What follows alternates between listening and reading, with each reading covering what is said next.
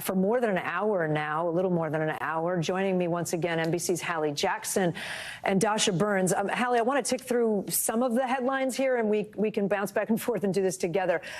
On the transfer of power in this election, the former President Trump said, of course, there will be a peaceful transfer.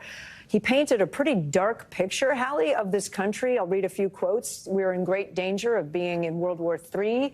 We could be close to the Depression of the 1929 variety. We have a sick country. He said the stock market crash was just the beginning. If you want to pick it up from there, and then I'd like to fact check a few things as well. Yeah, absolutely. The ominous tone that you describe here, Kate, is part and parcel of what we have seen from former President Trump, not just this campaign, but even dating back to his first run for the White House. In his inauguration speech, of course, back in 2017, you mentioned some of those key quotes here. There's some other news he's making as well here. Notably, and I think we should say it, on the debates. This has been a question of whether or not former President Trump would take the debate stage against Kamala Harris, and I would say against the vice president. We have maybe half an answer here, which is that the former president says that he will, in fact, debate on September 10th on ABC News. He has agreed to that, and on September 25th with NBC News. I will say that we have not heard. We have reached out to the White House, to the Harris campaign for comment. We have not heard as to whether she has agreed to those debates and if those, in fact, will move forward. The former president also mentioned September 4th on Fox. That is another one that we're watching for as well. Unlikely that the Harris campaign is doing that. That seems off the table at this point. But we are going to continue to report that out and see what we get. I will just mention for folks who are going, wait a second, Hallie, those are different dates than what Donald Trump said. He mixed up the September 10th and September 25th date, according to his campaign, which moved quickly to correct that and let our team know. So we're watching to see if those debates will, in fact, materialize. On policy, there's some other highlights as well here. Our Garrett Haake was in the room, and I will just acknowledge it was hard to hear those questions. It wasn't just you. It wasn't just your TV. It didn't appear that the reporters, most of them, had microphones, so the former president was straining to hear.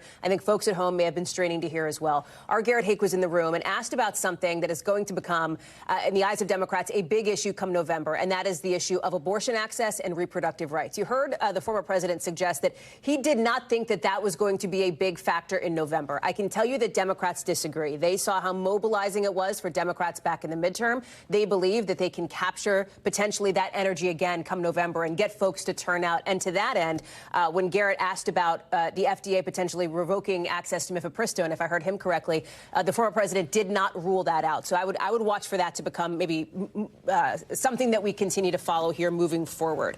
I will tick through a couple of sort of things that were said that were not true, Kate, and there were a number of them in there, but just to kind of go through a few of them. On Harris, he suggested the vice president wants to take away everybody's guns. The reality is she has called that a false choice. She's backed some restrictions, including on assault weapons. On taxes, he claimed responsibility for the biggest tax cut in history. That's not the case. On inflation, he suggested that, for example, groceries are up 50 to 60%. Not true. It's less than half that. On Georgia, reputable polls show that that race is very close, very competitive. He did not win that state in 2020, of course. He talked about his margins in South Carolina. Those were not record-setting. On January 6th, he said nobody died. That is not true. On his base, he suggested that it's 75% of the country. No polling indicates that, nor does of course, popular vote over the course of the last couple elections. On abortion, he said the Democrats support abortion after birth. That is illegal. On those lock her up chants, he suggested he tried to tamp them down when they happened during his 26th campaign against former First Lady Hillary Clinton, former Secretary of State.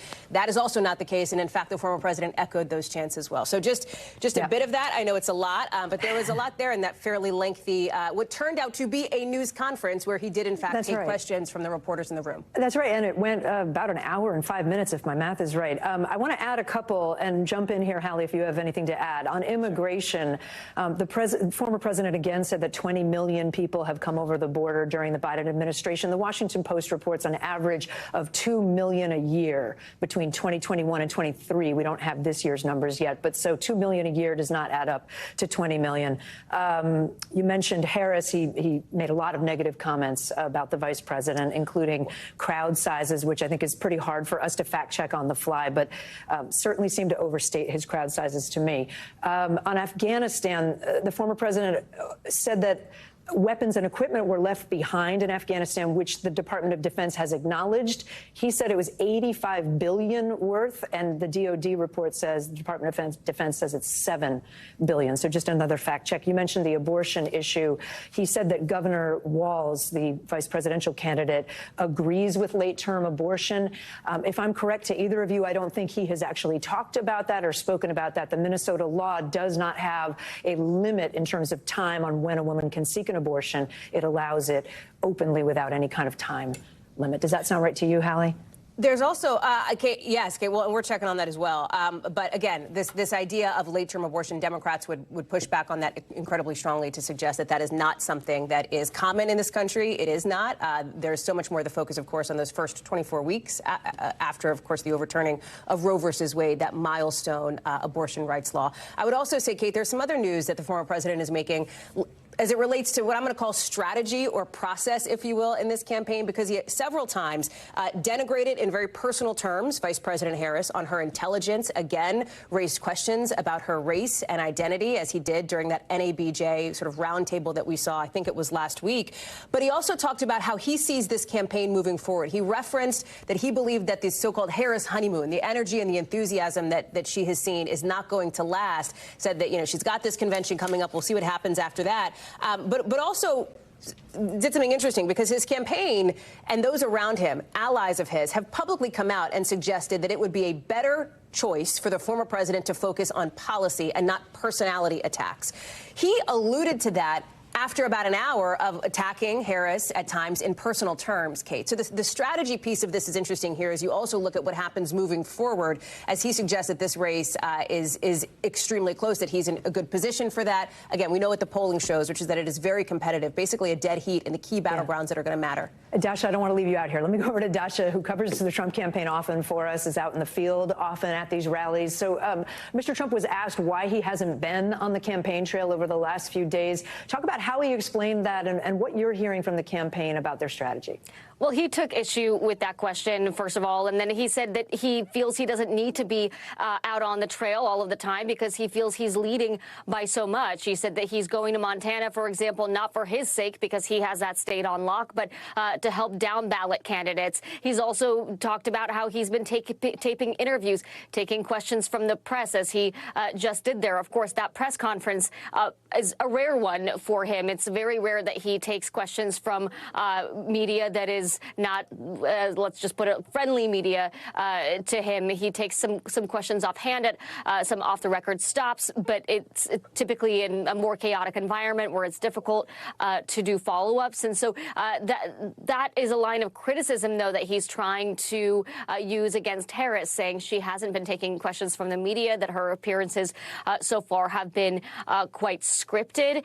He says he feels more comfortable and more engaged with the press and with the public than she does. I do think that's going to be a continued line of attack for him, and we'll see how the Harris campaign responds if and when she does sit down for an interview. She, of course, has not done an interview with mainstream media outlets since she became the nominee, Kate. Yeah, and our Yamiche Alcindor was reporting earlier today that the Harris campaign very much is thinking about doing some interviews in the next several weeks.